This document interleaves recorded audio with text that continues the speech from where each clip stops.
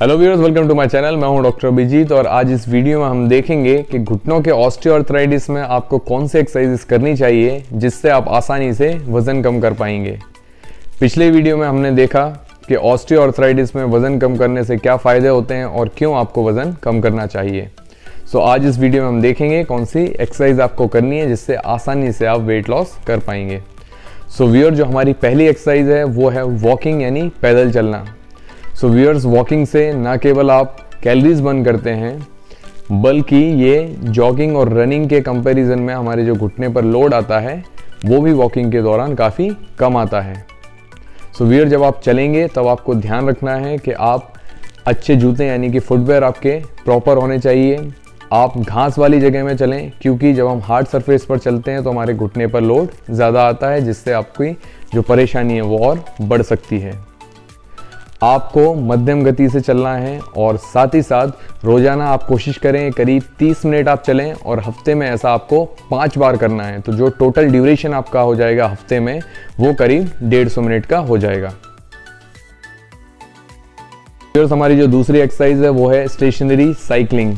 Stationery cycling से आप आसानी से कैलोरीज बर्न कर सकते हैं और साथ ही साथ ये लो इम्पैक्ट एक्सरसाइज है जिससे आपके घुटनों पर भी जो दबाव है वो नहीं आएगा।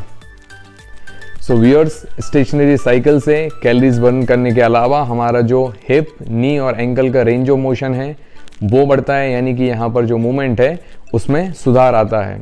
इसके अलावा जब आप स्टेशनरी साइकिल पर रेजिस्टेंस को बढ़ाते हैं तो हमारी जो क्वाड्रिसेप्स मसल है उसकी स्ट्रेंथनिंग होती है जिससे घुटने पर से दबाव कम होता है। व्यूअर, जब भी आप स्टेशनरी साइकिलिंग करें ध्यान रखें आपकी जो सीट है उसकी ऊंचाई सही होनी चाहिए।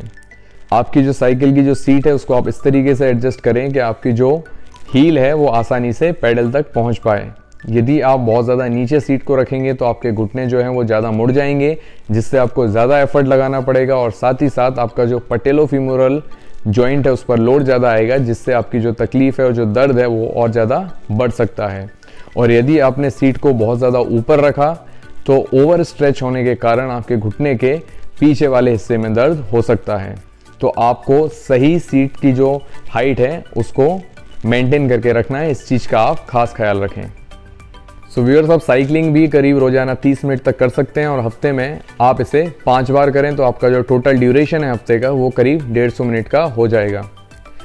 साइकिलिंग की जो इंटेंसिटी है उसको आप लो रखें, यानी कि आपको लो इंटेंसिटी पर साइकिलिंग करनी है क्योंकि लो इंटेंसिटी साइकिलिंग भी उतनी ही असरदार होती है आपके घुटने के दर्द को, जकड़न को, सूजन को कम करने के लिए और साथ ही जो आपका चलने का पैटर्न है उसको सुधारने के लिए जितना कि हाई इंटेंसिटी साइकिलिंग होती है।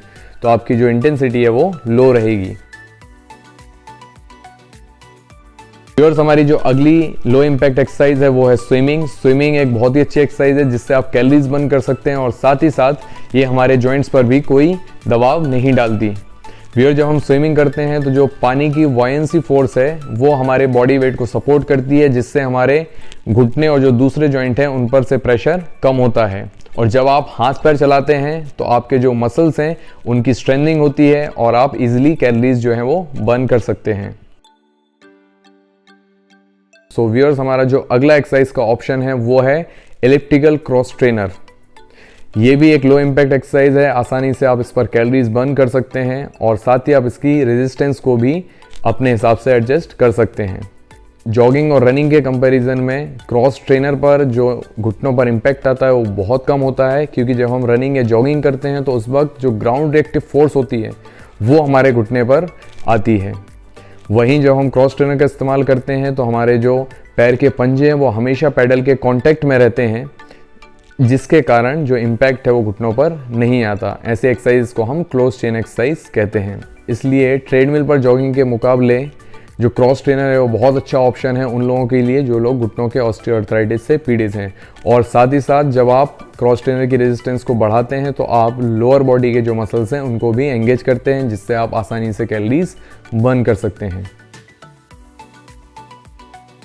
सो व्यूअर, जो पिछले एक्सरसाइज के ऑप्शन हैं उनके अलावा आपको स्ट्रेंथनिंग और साथ ही साथ फ्लेक्सिबिलिटी एक्सरसाइजेस पर भी ध्यान देना है। सो व्यूअर, जब आप स्ट्रेंथनिंग एक्सरसाइजेस करते हैं तो घुटने के आसपास जो आपके मसल्स हैं उनकी स्ट्रेंथ यानी कि ताकत बढ़ती है।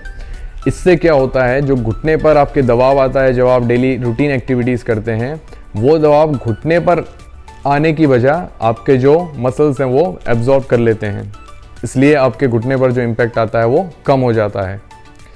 और जब आप फ्लेक्सिबिलिटी यानी कि स्ट्रेचिंग एक्सरसाइजेस करते हैं तो आपके जो घुटने के आसपास के मसल्स हैं उनकी फ्लेक्सिबिलिटी बढ़ती है, जिससे आपके घुटने की भी जकड़न कम होती है।